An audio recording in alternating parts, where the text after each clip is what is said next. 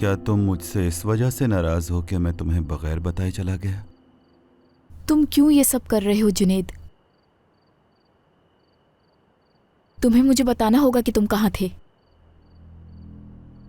मैं जिम के साथ था, जानती तो हो तुम।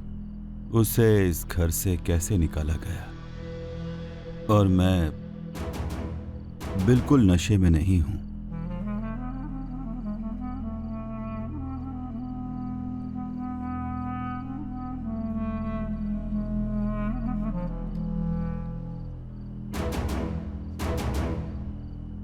फिलिस,